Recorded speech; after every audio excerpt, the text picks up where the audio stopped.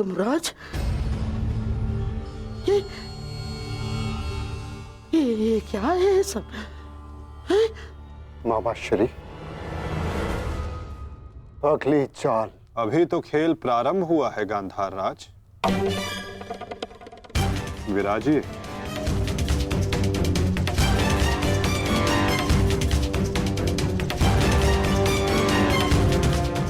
बताइए गांधार राज, अब क्या दांव पर लगाएंगे?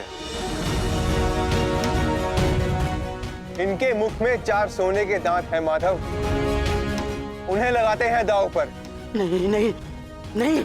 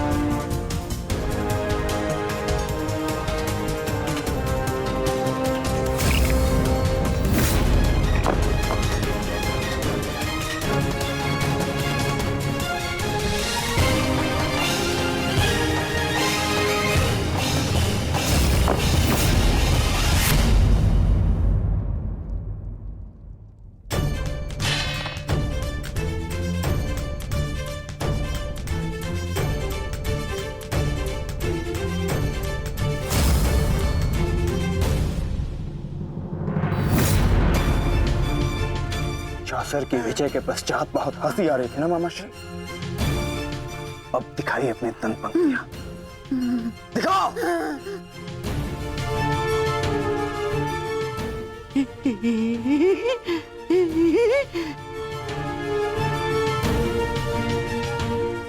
और वो क्या था? साम दाम दंड भेद, युक्ति कपट छल कुचक्र षड्यंत्र।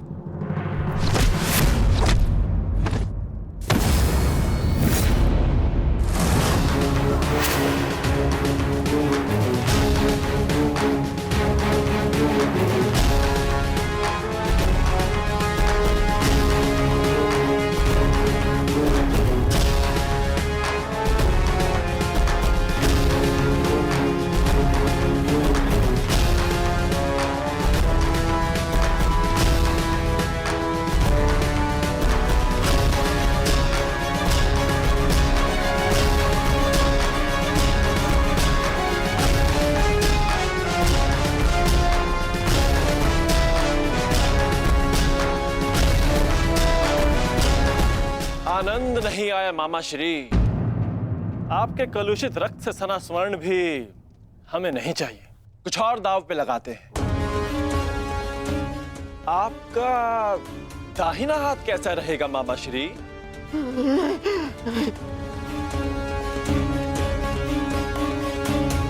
वही तो सबसे अधिक मूल्यवान है ना, उसी से तो आप पासे फेंकते हैं।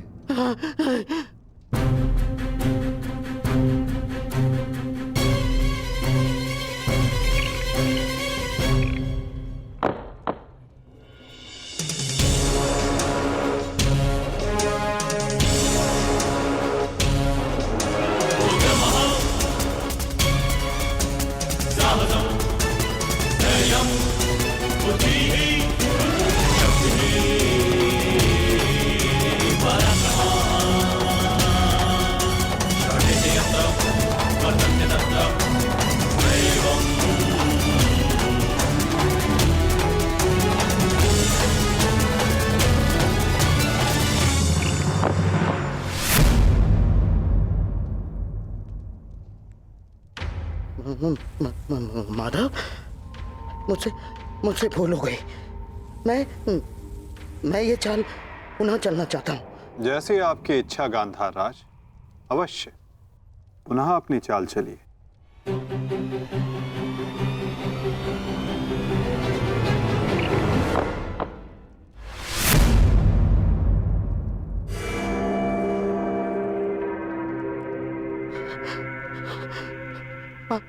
पांचाली, मुझसे भूल हो गई।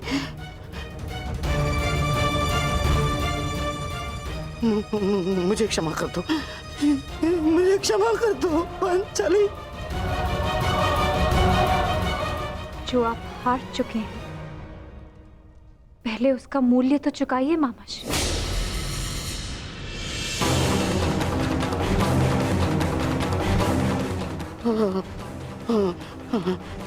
नहीं,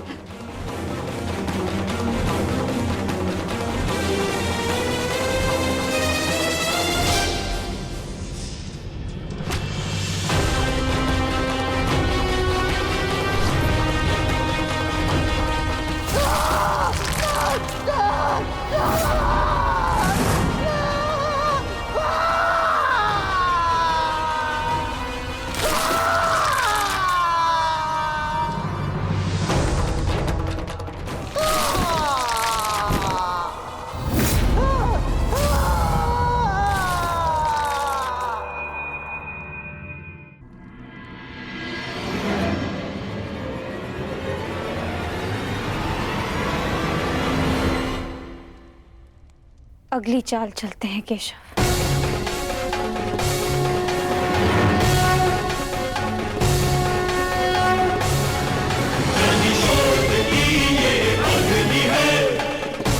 किंतु इस बार गांधार राज के पास कुछ लगाने के लिए शेष नहीं है सखी।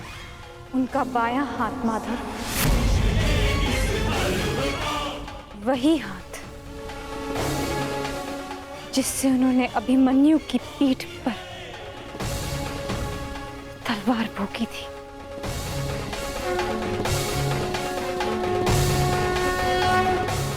एक और चाल मामाश्री।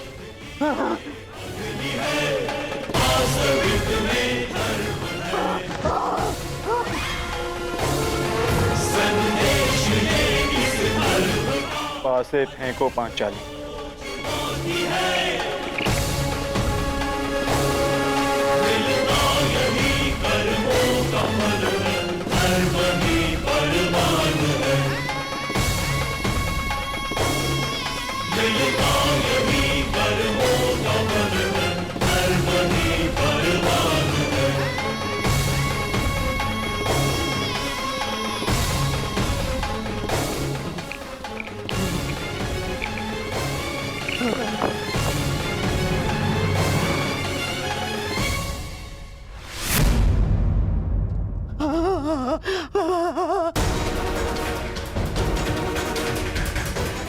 मुझे खेद है गांधार राज,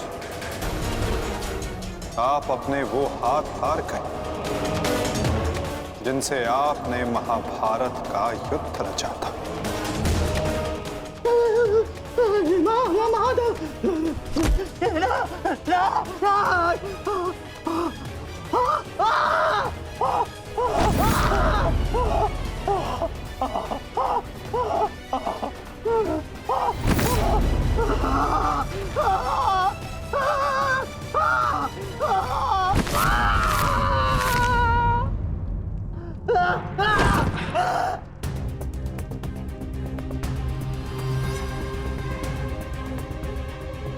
इनके हाथों का दोष कम, इनके उस मन, उस मस्तिष्क का दोष अधिक था। उस द्यूत में, उस लाक्षागृह की अग्नि में इनके मन का नाश करो पार्थ।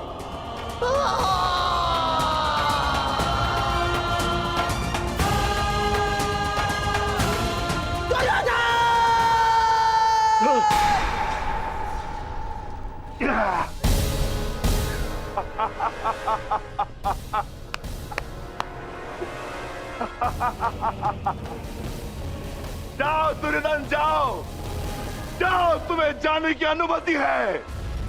जाओ और जाकर अपने प्रिय महाराष्ट्री को अंतिम विदाई दो।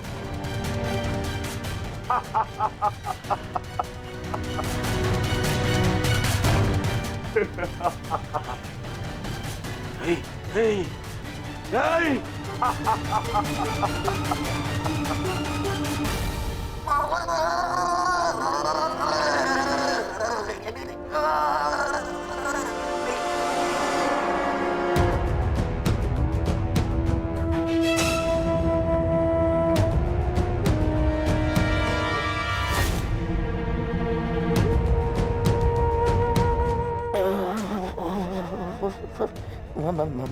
माधव, इतनी इतनी पीड़ा क्यों? मुझे इस पीड़ा से मुक्त क्यों नहीं कर देते? जो पीड़ा इतने वर्षों तक आपने पांचाली और पांडवों को दी गांधार नरेश, कदाचित उसके समक्ष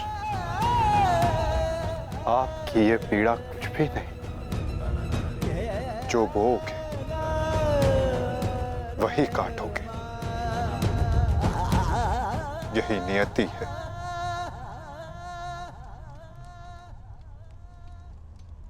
आज आपसे तनिक पीड़ा सहन नहीं हो रही गांधार राज, और उस पीड़ा का क्या जो आपने पांचाली को दी थी। स्मरण करने का प्रयास कीजिए गांधार नरेश, अनुभव करने का प्रयास कीजिए उस पीड़ा का।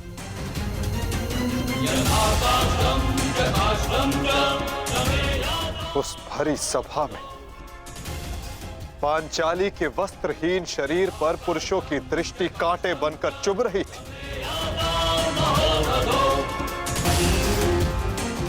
स्मरण है गांधार राज कि किस प्रकार उस सभा में पांचाली गिड़गिड़ाई थी, किंतु तब भी आप सब में से किसी ने एक ना सुनी।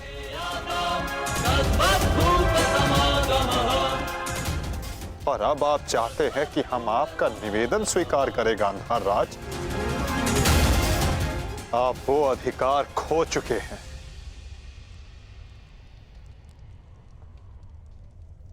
आपकी ये दुर्दशा आपके दुष्कर्मों का परिणाम है। कदाचित आपकी इस दशा को देखकर कुछ कुकर्मियों को शुद्ध और नए जीवन जीने की प्रेरणा मिल सके।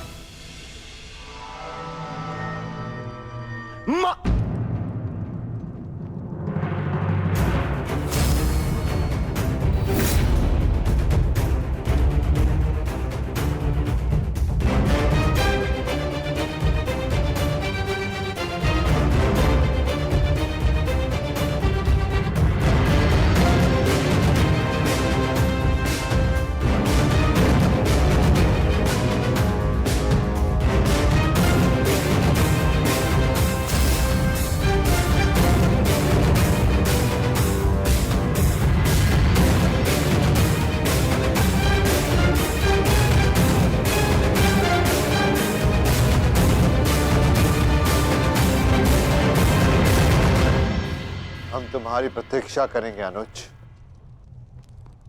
जाओ, जाकर मामा श्री को अंतिम विदा दे दो।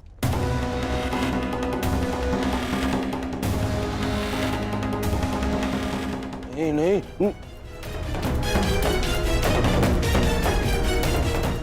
नहीं मामा, नहीं।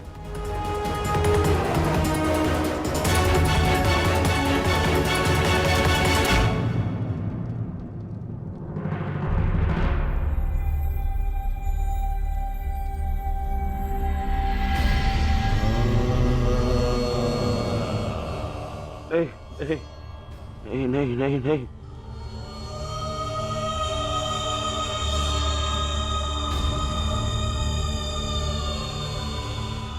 नहीं नहीं नहीं नहीं नहीं नहीं मामा नहीं नहीं नहीं नहीं नहीं नहीं मामा नहीं नहीं नहीं नहीं नहीं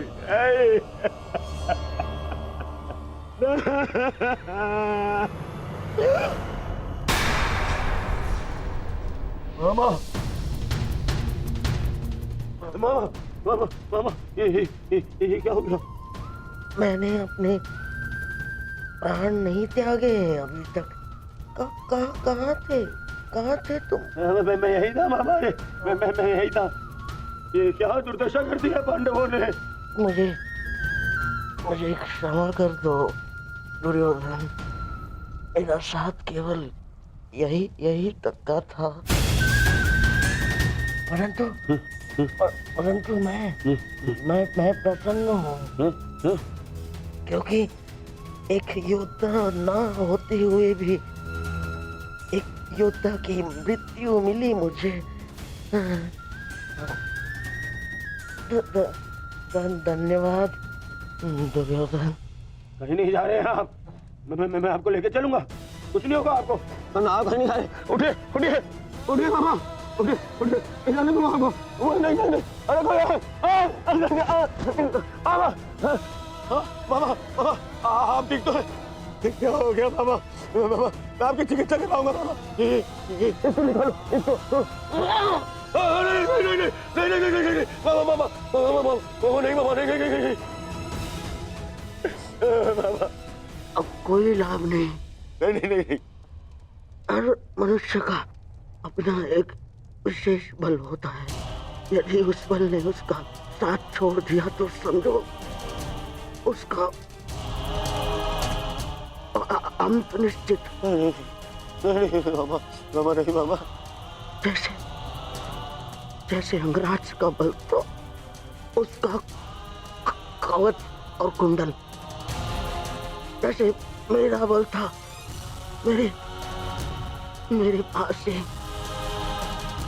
अब यदि अंतिम समय में मेरे पासों ने मेरा साथ छोड़ दिया तो अब कोई कुछ नहीं कर सकता दुर्योधन। नहीं नहीं नहीं नहीं मामा।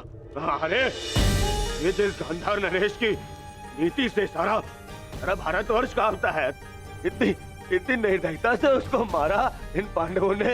हाँ क्या हाल कर दिया है तुम्हारे और बाकी सबके ऊपर। अत्याचार इन पांडवों ने किया है, उसका प्रतिकार आपका भांजा लेगा मामा। पैसे छोड़ दूंगा मामा। नहीं दुर्योधन, वास्तविकता तो ये है कि मेरी ये दशा मेरे ही निर्दयी कर्मों का फल है। इस आशा का कारण केवल और केवल मैं स्वयं हूँ। और फिर भी मैं तुम्हें विजयी देखना चाहता हूँ दुर्योधन। तुमने बचपन से मेरी हर बात सुनी और मानी भी, और आज भी तुम्हारे हित के लिए एक बात करना चाहता हूँ तुमसे। बोलो बाबा। दुर्योधन चले जाओ। आपको छोड़ के? कहाँ? नहीं कहीं नहीं जा रहा। मेरी सलाह मानो दुर्योधन, क्योंकि वो वासुदेव कृष्ण तुम्हें जीवित नहीं छोड़ेगा, और वो विकोदर भीम उसकी प्रतिज्ञा अवश्य पूर्ण करेगा दुर्योधन। मैं नहीं चाहता कि मेरी बहन और जीजाश्री के अंतिम संस्कार के लिए कोई शेष न बचे। परिस्थिति को समझो दुर्योधन। तुम आज कुरुक्षेत्र नहीं जाना। आप मुझे भागने की सलाह दे रहे हैं मामा? ना, मैं तुम्हें भागने की सलाह नहीं दे रहा हूँ, मैं तुम्हें जाने की सलाह दे रहा हूँ दुर्योधन। यहाँ से जाओगे तो जीवित रहोगे, और यदि जीवित रहोगे तो कल लड़ पाओगे। इस समय तुम मन से टूटे हुए हो दुर्योधन, और यही उस वासुदेव कृष्ण की नीति है कि तुम्हें थकाकर तुम्हें निशस्त्र कर दे।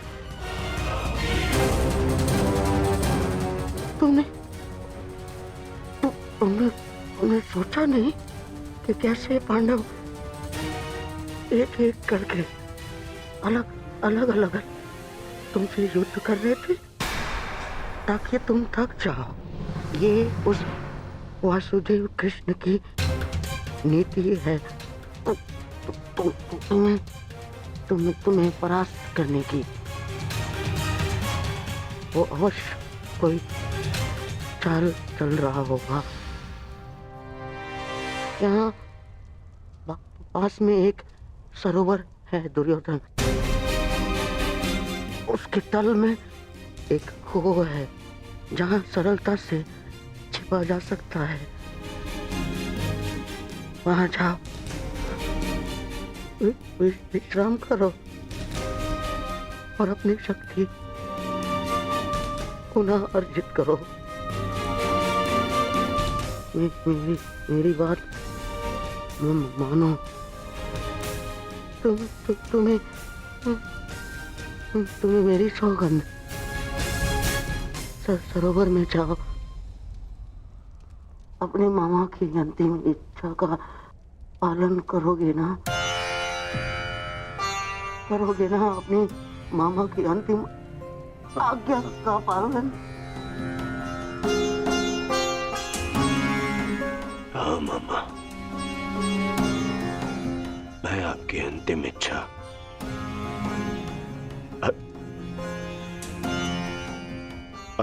अवश्य पूर्ण करूंगा। मैं सरोवर जाऊंगा, परंतु छिपने नहीं मामा, जल साधना के लिए,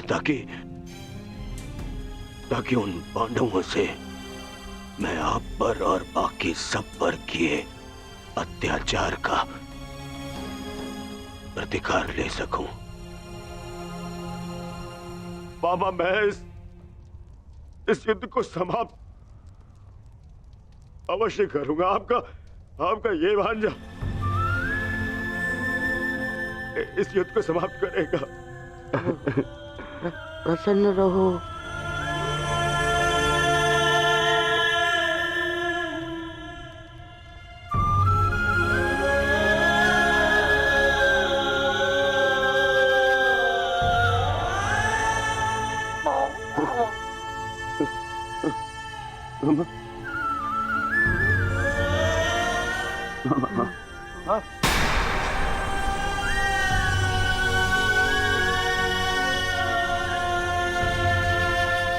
मेरे होने वाले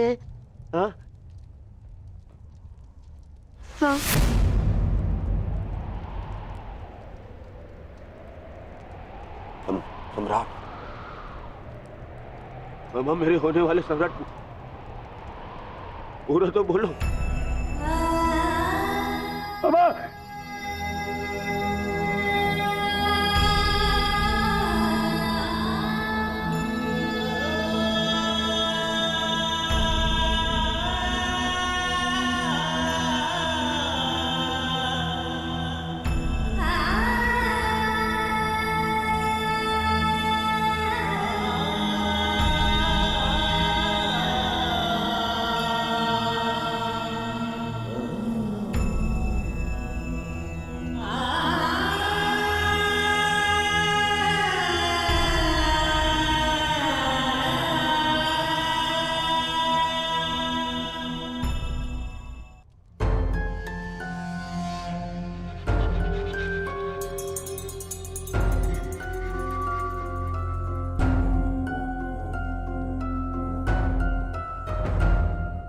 हमें बहुत विलंब हो रहा है युधिष्ठिर। दुर्योधन को गए बहुत समय हो गया है। अब दुर्योधन को बाहर बुलाने का समय आ गया है। प्रतीत होता है कि अपने अंत से डर के भाग गया है वो कायर। इसका अर्थ युद्ध समाप्त हुआ। परंतु ज्येष्ठ, मेरी प्रतिज्ञा तो पूर्ण होना भी शेष है।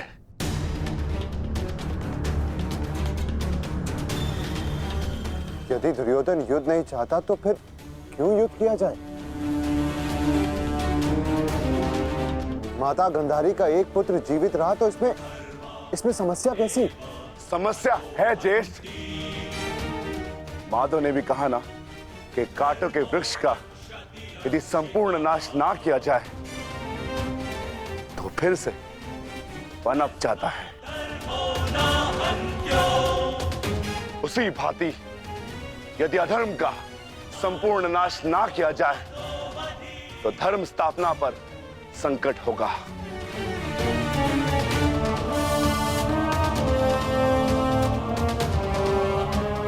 आपको हो क्या गया ज्येष्ठ? हमारे साथ हुए अन्याय को इतना शीघ्र मत भूलिए। क्या आप भूल गए पांचाली के अपमान को? क्या आप भूल गए हम सब की प्रतिज्ञाएं?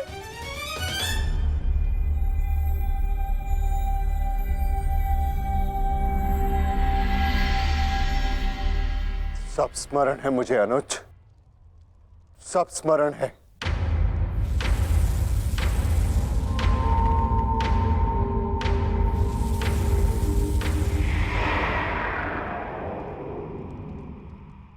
परंतु मुझे तुम्हारी चिंता है। तुम जानते हो दुर्योधन के वश शरीर का कोई तोड़ नहीं, जानते हो ना? इसीलिए उससे द्वंद्व करना व्यर्थ है। माता गांधारी के वरदान ने उसे अजय बना दिया।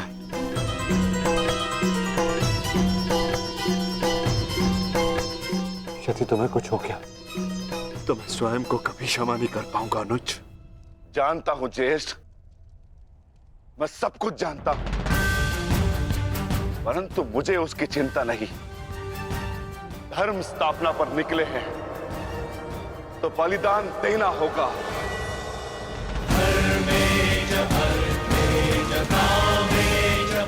यदि उसके लिए मेरे प्राण क्यों न चले जाए, परंतु मैं प्रयास करना नहीं छोड़ सकता। परंतु दुर्योधन का वध करोगे कैसे? शेषगढ़ ने माता कुंती को वचन दिया था कि उनके 5 पुत्र जीवित रहेंगे। क्या तुम उनके वचन को झूठा हो जाने दोगे? हाँ?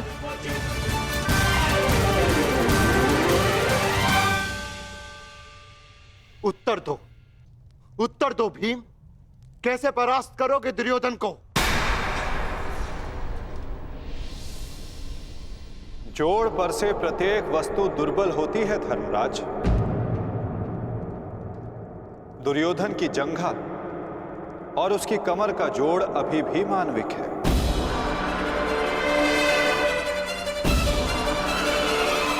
दुर्योधन को वहां से तोड़ा जा सकता है।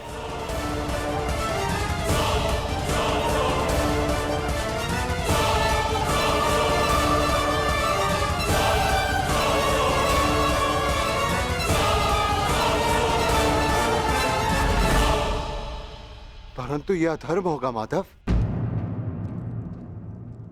इस समय धर्म की मांग, कदाचित यही अधर्म है धर्मराज। दुर्योधन का अंत धर्म की मांग है।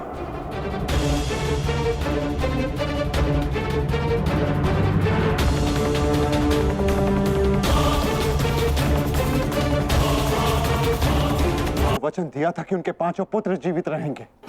क्या तुम उनके वचन को झूठा हो जाने दोगे? हाँ?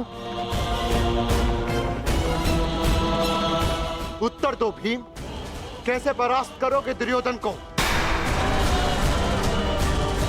जोड़ पर से प्रत्येक वस्तु दुर्बल होती है धर्मराज। दुर्योधन की जंघा और उसकी कमर का जोड़ अभी भी मानविक है।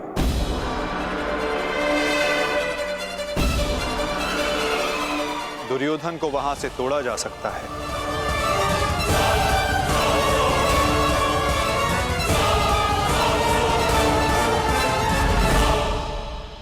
परंतु यह अधर्म होगा माधव। इस समय धर्म की मांग कदाचित यही अधर्म है धर्मराज। दुर्योधन का अंत धर्म की मांग है।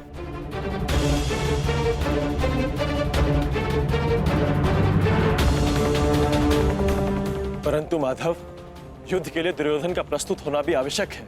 यदि दुर्योधन हम सबके समक्ष प्रस्तुत नहीं होते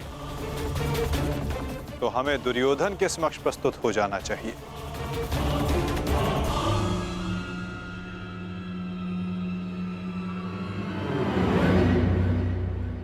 शिविर के भीतर जाने का समय आ गया है।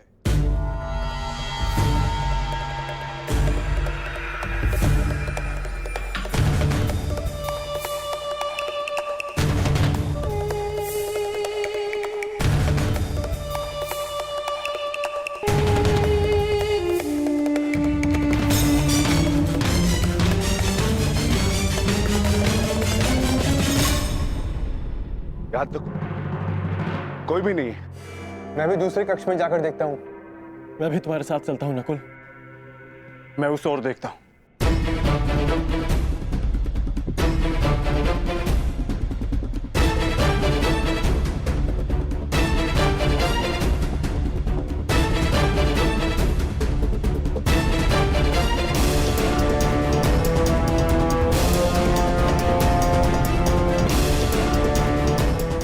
माधव, दुर्योधन कहीं नहीं मिला।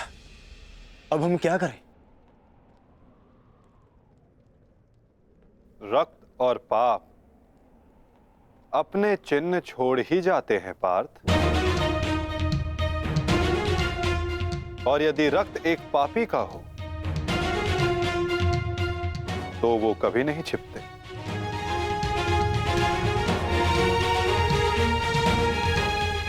उधर देखो पार्थ।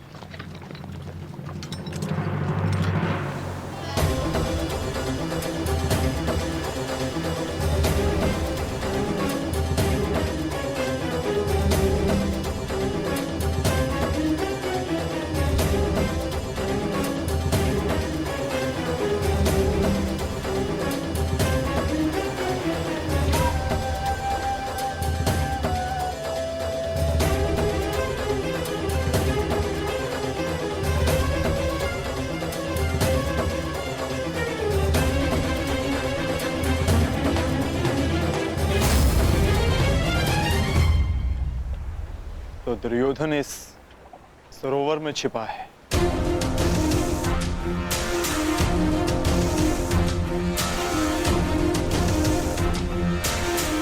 आवाहन दो विकोदर।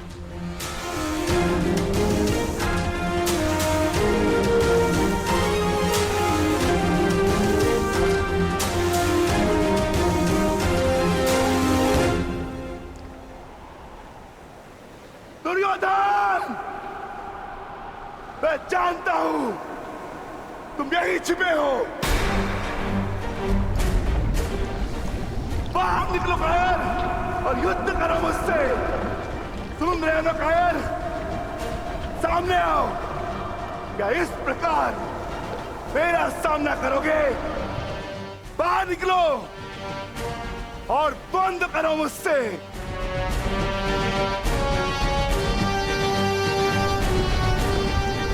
आज तुम्हारे मामा श्री तुम्हारा साथ छोड़कर चले गए और शीघ्र ही मैं तुम्हें उनके पास भेज दूंगा।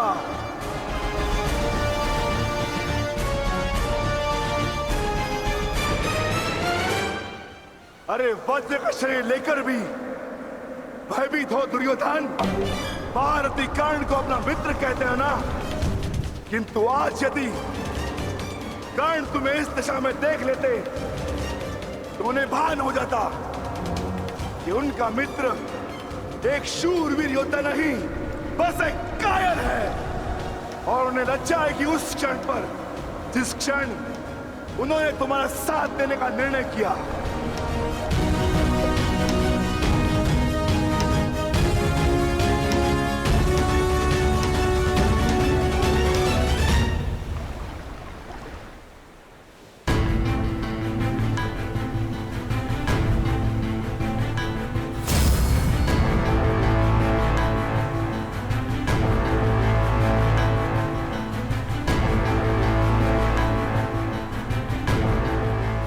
विकोदर,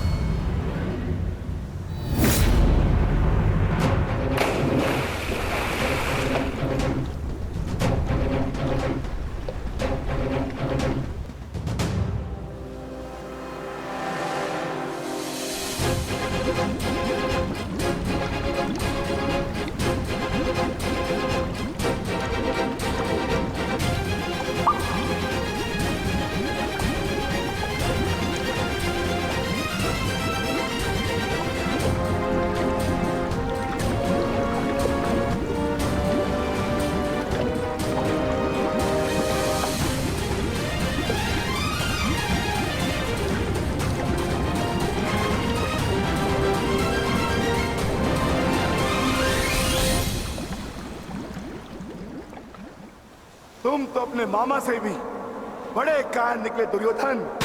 विश्वास नहीं होता कि तुम वही दुर्योधन हो जिसे ज्येष्ठ कर्ण हस्तिनापुर का महाराज बनाना चाहते थे। मेरा चयन बिल्कुल ठीक था। दुर्योधन तुमसे बेहतर राजा होगा।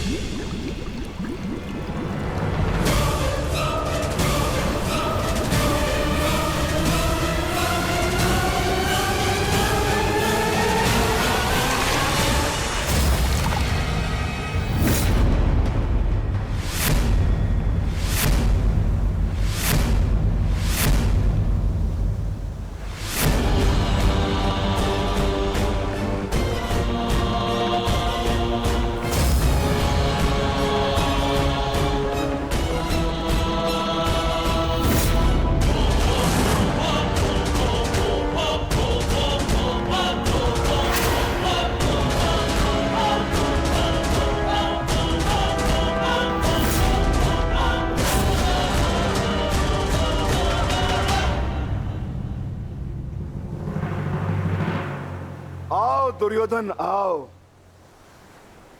स्वागत है तुम्हारा।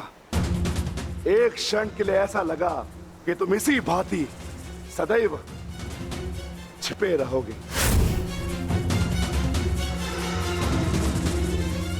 वो मुझे तुमसे छिपने की आवश्यकता नहीं है भीम,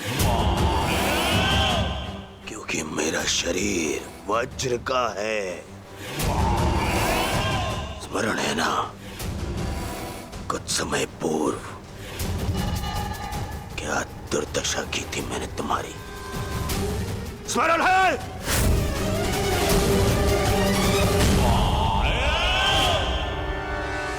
दुर्योधन सत्य कह रहे हैं विकोदर। दुर्योधन छिप नहीं रहे थे, वो तो जल साधना में लीन थे। ये तैयारी तो युद्ध से पहले की थी दुर्योधन, है ना?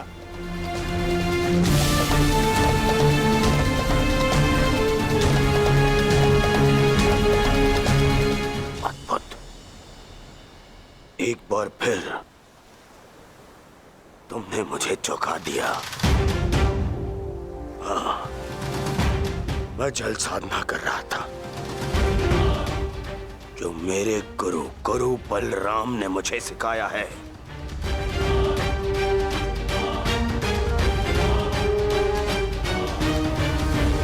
आशा करता हूं कि मुझे विलंब ना हुआ हो। जो चाहे साधना कर लो दुर्योधन, परंतु आज तुम्हें मुझसे कोई नहीं बचा सकता। बड़े निश्चित हो मेरी मृत्यु को लेकर।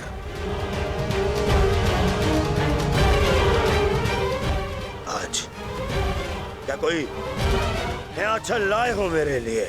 हाँ? कोई छल नहीं होगा, युद्ध करो। उन्हें सोचा नहीं कि कैसे पांडव एक एक करके तुमसे युद्ध कर रहे थे। यही उस वासुदेव कृष्ण की नीति है कि तुम्हें थकाकर तुम्हें निशस्त्र कर दे। ठीक है, युद्ध होगा, परंतु एक बार में एक ही से होगा, और उससे होगा जिससे मैं चाहूंगा।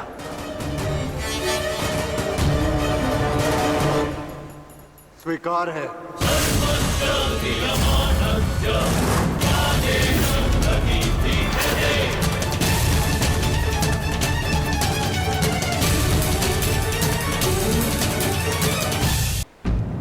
प्रश्न ये उठता है कि तुम युद्ध किससे करोगे? नकुल सहदेव से?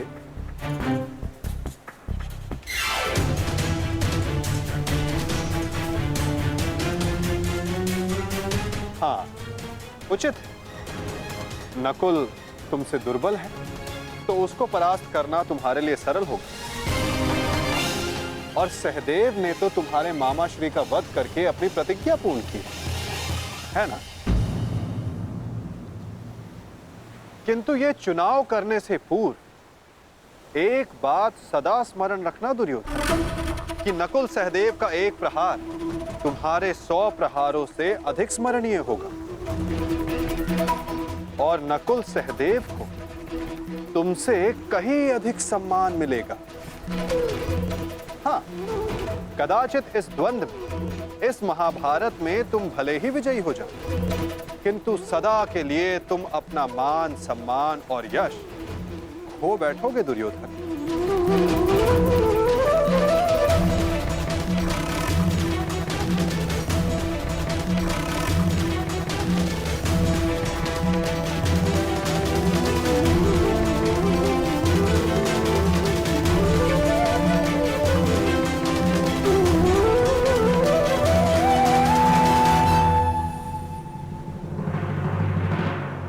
या तुम अर्जुन का चुनाव करोगे,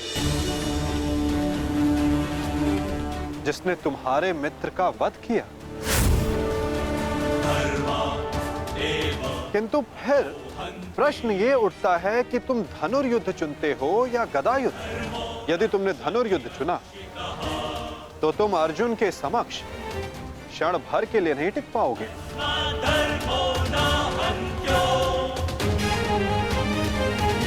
और यदि तुमने गदा युद्ध चुना तो समस्त संसार तुम्हें इस अन्यायपूर्ण चुनाव के लिए सदा धिक्कारता रहेगा।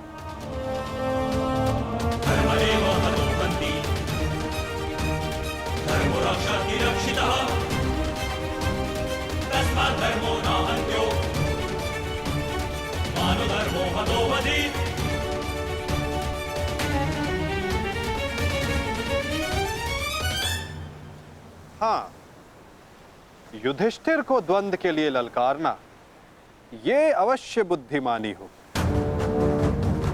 क्योंकि यदि राजा को मारोगे तो सेना तो स्वयं परास्त हो जाएगी। किंतु ये बात स्मरण रखना दुर्योधन, यदि तुमने ऐसा किया तो समस्त संसार तुम्हें उस कायर की भांति स्मरण करेगा जिसने स्वयं से निर्बल को परास्त करने का विकल्प चुना।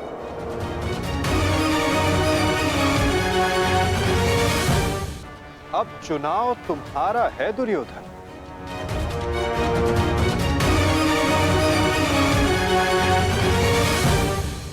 नहीं चलिए,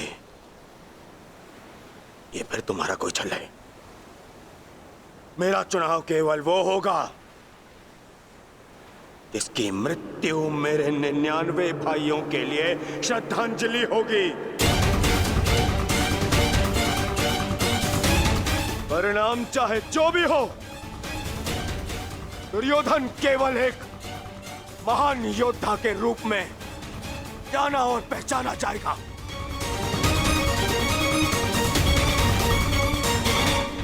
मैं दुर्योधन द्वंद्व के लिए भीम को चुनता हूं।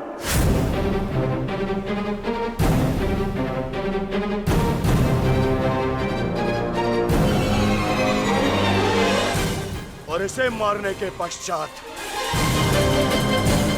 मैं एक एक करके बाकी चारों भाइयों को मारूंगा। ये मेरा वचन है।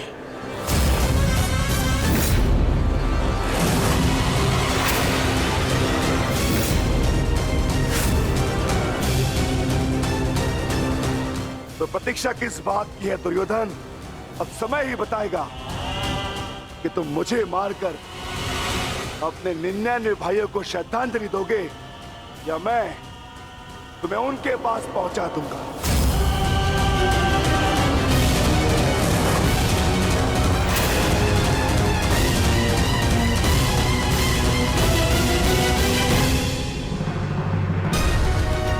हर हर महादेव।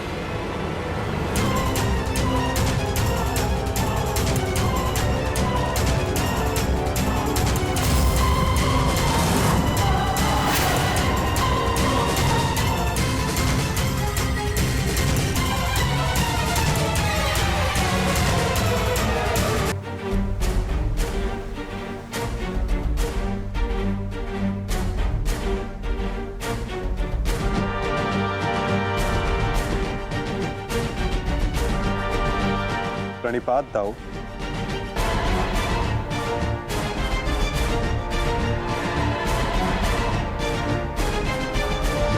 प्रणिपात गुरुदेव।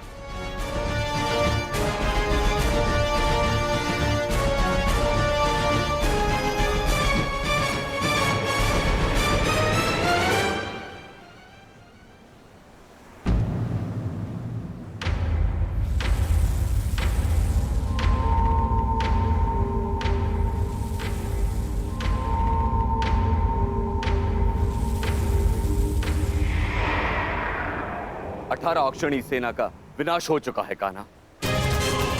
आर्यव्रत के सभी महारथी काल के गाल में समा चुके हैं। अब और कितनी आहुति दी जाएगी इस युद्ध में कान्हा? उत्तर दो। बंद करो ये विनाश, बंद करो ये महाभारत अब।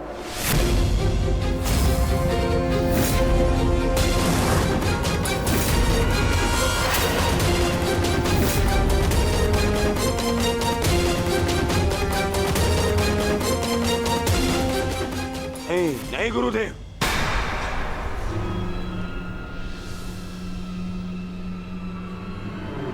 मैं इतना कुछ खो चुका हूं कि अब जब तक मेरा प्रतिशोध पूर्ण ना हो जाए ये युद्ध समाप्त नहीं हो सकता। और ना ही मैं अपनी प्रतिज्ञा पूर्ण होने से पूर्व इस युद्ध को समाप्त होने दूंगा।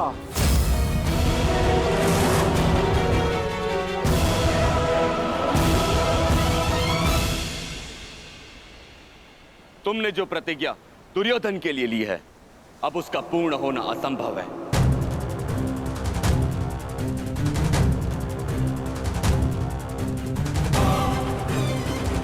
क्योंकि गदा युद्ध में कमर से नीचे प्रहार करना नियम के विरुद्ध है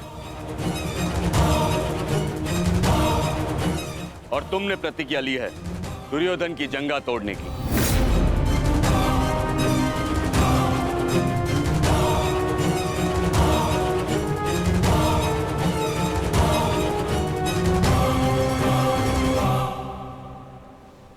कैसी अनीति दाऊ।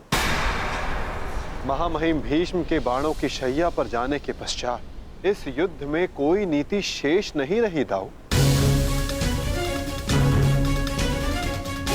और फिर आपने तो स्वयं को इस युद्ध से विमुख रखा था ना। आप इस युद्ध में भाग नहीं ले सकते दाऊ।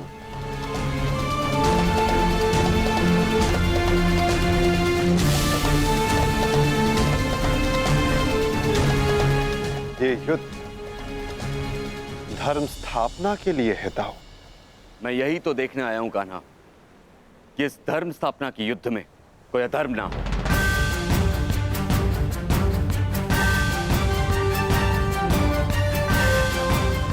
निश्चित रूप से मैं इस युद्ध में सम्मिलित नहीं होऊंगा, परंतु शरणागत की पुकार सुनना मेरा धर्म है।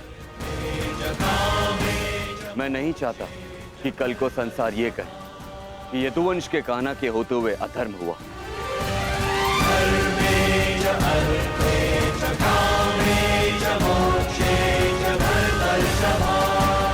यदि ये दोनों युद्ध करना चाहते हैं तो करें।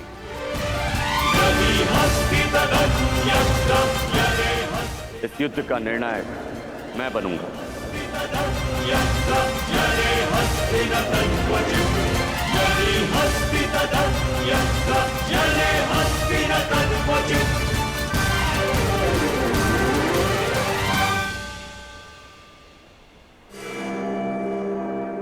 और स्मरण रहे, जिसने भी इस युद्ध में नियमों का उल्लंघन करके विजय पाई, उसे मैं स्वयं अपने हल से समाप्त कर दूंगा।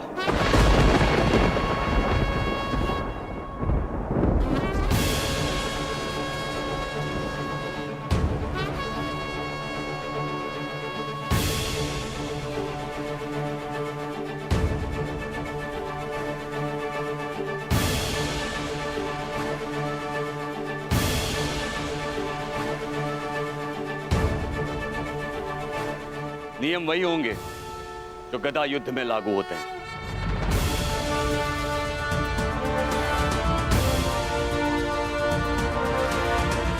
और युद्ध में कोई भी योद्धाओं के मध्य नहीं आ सकेगा।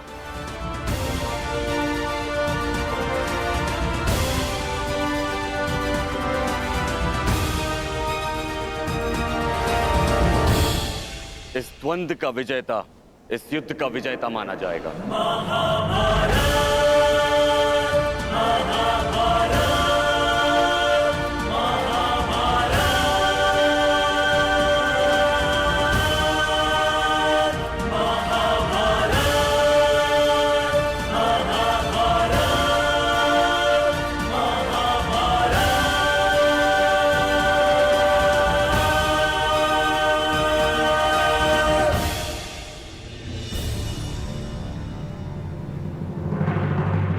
अब धर्म स्थापना का भार तुम्हारे कंधों पर है विकोदर।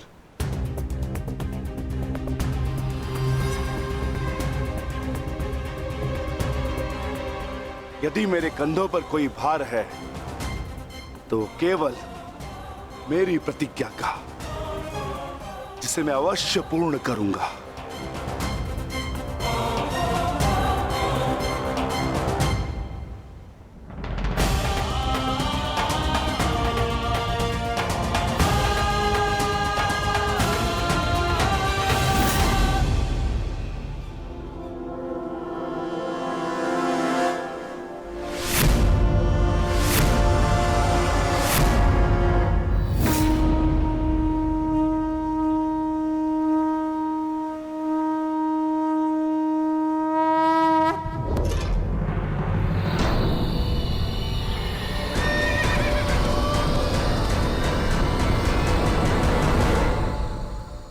युद्ध प्रारंभ करो।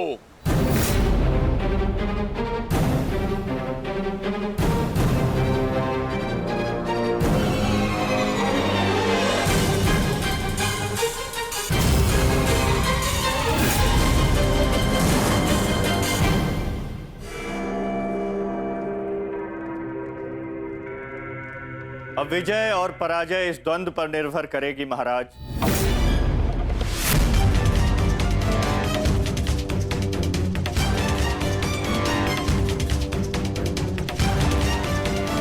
एक ओर प्रतिशोध है तो दूसरी ओर प्रतिज्ञा।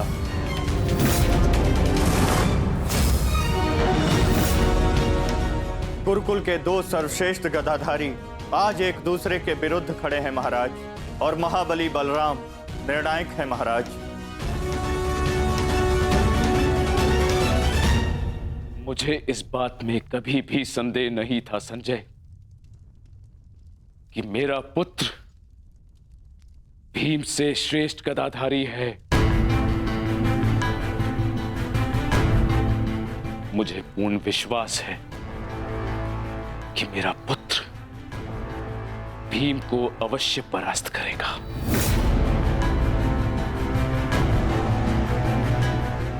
परंतु मुझे चिंता थी तो केवल वासुदेव की, कि कहीं वो किसी प्रकार का छल ना करे।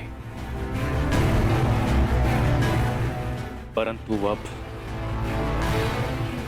गांधारी के वरदान फलस्वरूप